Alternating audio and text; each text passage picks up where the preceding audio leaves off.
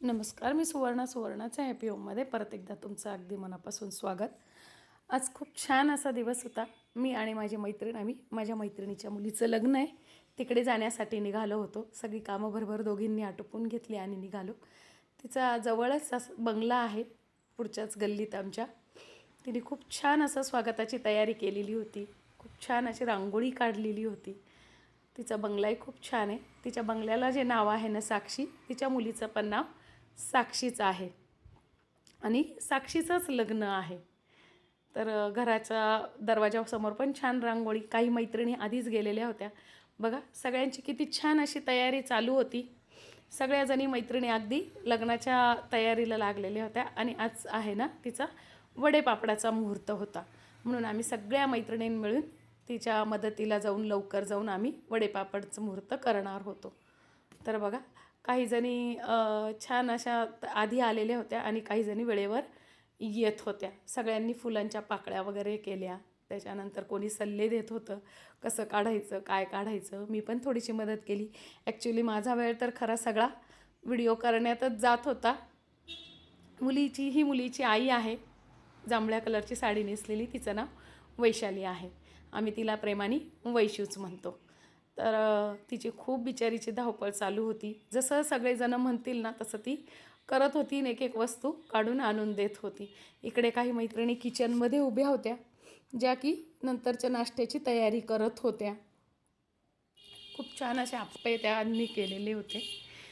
दोघी जणी आप्पे करत होत्या कारण भरपूर जणी मैत्रिणी होत्या. सगळ्यांना पोटभर खायचा असा नाश्ता तिने ठेवलेला होता. खूप छान असे आप्पे, चटणी, सांबार असं केलेलं होतं.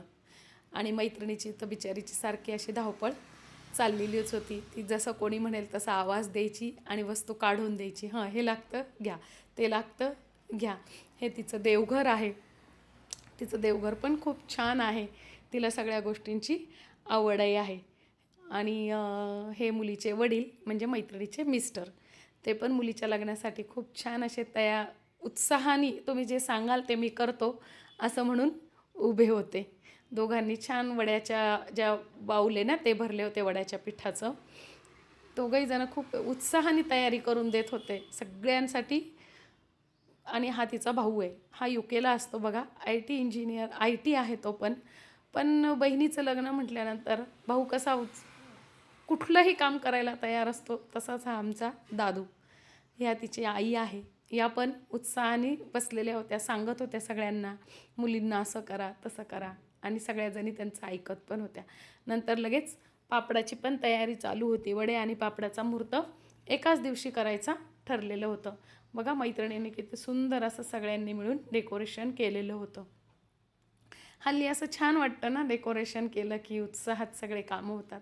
नंतर झालेली होती तयारी पण मुलगी येत होती आवरून म्हणून सगळ्याजणी वाट पाहत होत्यात. आणि आजी छान त्यांच्या वेळचे अनुभव सगळे सांगत होत्या. तर सगळ्यांना छान ऐकायलाही छान वाटत होतं. त्यावेळेस सगळेजण ऐकत होते. आता आमची बघा नवरी आली म्हणजे साक्षी तिकडेच जा डायरेक्ट. तिच्याच लग्नाचा आज वडेपापडाचा मुहूर्त. संस्कारी अशी थोडी शिकलेली आहे. ती पण IT आहे. एवढी शिकलेली आहे पण संस्कारी आहे आणि जसं मोठे म्हणतील तशी ऐकणारी आहे. तिने तिच्या आजीला, आजोबांना, आईला सगळ्यांना नमस्कार केला आणि पूजेला सुरुवात केली. पहिले गणपतीची पूजा करून घेतली. ती स्वतःला तिला पण आवड आहे सगळी आणि ती जसं सांगेल तसं ऐकती आणि करती पण. छान वाटतं बघून की एवढे मुलं शिकलेत पण सगळं आपल्या घरच्यांचं ऐकतात आणि म्हणेल तसं करतात. बघून खरंच कौतुक वाटलं तिचं पण. खूप छान अशी ती पण सगळ्याला उत्साहाने तयार होती. नंतर सगळं तिने वैशालीनी आमच्या सगळ्या मैत्रिणी जेवढ्या जमलेल्या होत्या ना तेवढ्यांना सगळ्यांना हळदी कुंकू लावलं आणि मग आम्हाला नंतर वडेपापडाचा मुहूर्त करायचा होता. हे बघा आमची संस्कारी मैत्रीण सगळ्यांना सांगत होते डोक्यावर पदर घ्या, हळदी कुंकू लावा. हे काही मेंबर नंतर उशिरा आलेल्या होत्या, काही आधी आलेल्या होत्या.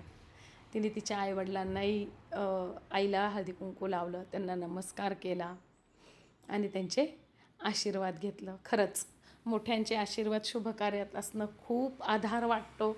मोठे सगळेजण घरात सांगायला असले असं करा तसं करा. खरंच नशिबाचा भाग आहे की सगळेजण आपल्याला असं छान सांगतात आणि घर भरलेलं असतं. तिने सगळ्यांना हळदी कुंकू लावलं आणि मग नंतर आम्ही सगळ्याजणी वडेपापड्यासाठी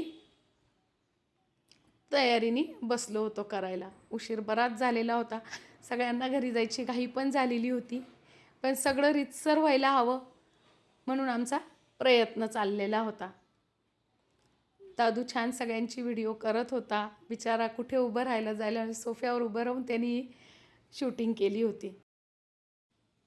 हे मुलीचे वडील आहेत, ते पण उत्साहाने सगळे छान तयारी करत होते. जशा मैत्रिणी म्हणतील तसे ते सगळं ऐकत होते. नंतर त्यांनी खूप छान उखाणा घेतला. शूटिंग करते ना, नाव घ्या हो, नाव मोठ्याने घ्या, आलं पाहिजे आवाज. काळारामाच्या मंदिराला सोन्याचा कळस, साक्षीच्या लग्नाचं शुभारंभाला वैशालीचं नाव घ्यायला मला नाही आळस.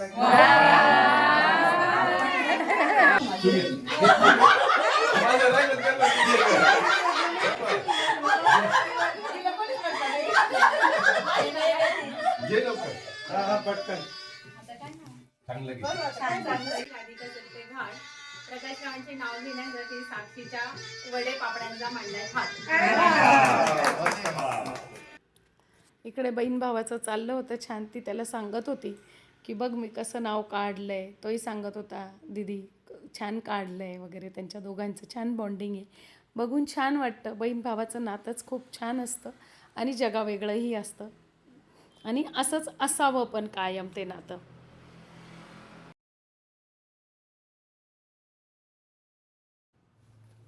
नंतर मुलींनी छान असे पापडाची लाटीची सुरुवात करून दिली. आम्ही सगळ्यांनी पापड लाटले. पापड काही खूप जास्ती नव्हते, काम थोडंच होतं, पण मजा खूप आली. नंतर सगळ्यांना भूक लागली होती. डिश तिने छान तयार ठेवलेल्या होत्या. दोघींनी, आईने आणि मुलीने एकमेकीला घास भरवला. बघून खूप छान वाटलं. मलाही माझ्या मुलीची आठवण आली. नंतर सगळ्यांनी तिने छान असे आप्पे बनवलेले होते, ते खाल्ले. चटणी, सांबार, मजा आली. गोडमध्ये तिने सोनपापडी आणलेली होती. नंतर आमच्याकडे लगेच केळवणाचा कार्यक्रम ठरवायचा. सगळ्या मैत्रिणींची चर्चा चाललेली होती की केळवण कधी करायचं, कसं करायचं, कुठे करायचं. ती पण व्हिडिओ मी लवकरच टाकणार आहे, तुम्ही नक्की जाऊन बघा. तिने सगळ्यांना आमच्यासाठी सगळ्यांसाठी गिफ्ट आणलेले होते. म्हणजे सगळ्या लेडीजचा आवडती गोष्ट म्हणजे साड्या. तर तिने सगळ्यांना आम्हाला खूप सुंदर साड्या घेतल्या होत्या आणि सगळ्यांना तिने त्या साड्या गिफ्ट दिल्या पण. नंतर मलाही तिने हळदी कुंकू लावलं आणि साडी दिली. सगळ्यांना धन्यवाद. सगळ्यांनी आल्यामुळे कार्यक्रम छान पार पडला असं ती म्हणाली. आम्ही सगळ्यांनी छान फोटो वगैरे काढले. दादानी म्हणजे मुलीच्या भावानी छान आमच्याकडनं फोटो काढून घेतले आणि सगळ्यात महत्त्वाचं म्हणजे त्यांनी आमच्याकडनं ना खूप मेहनत करून रील पण बनवली.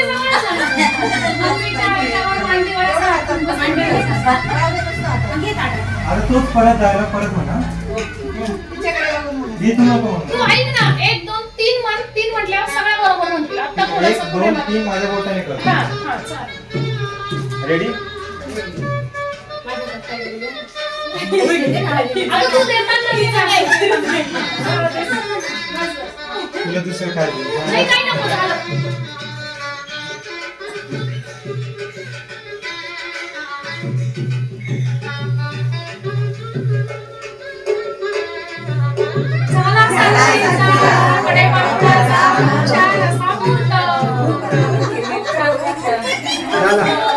झालं.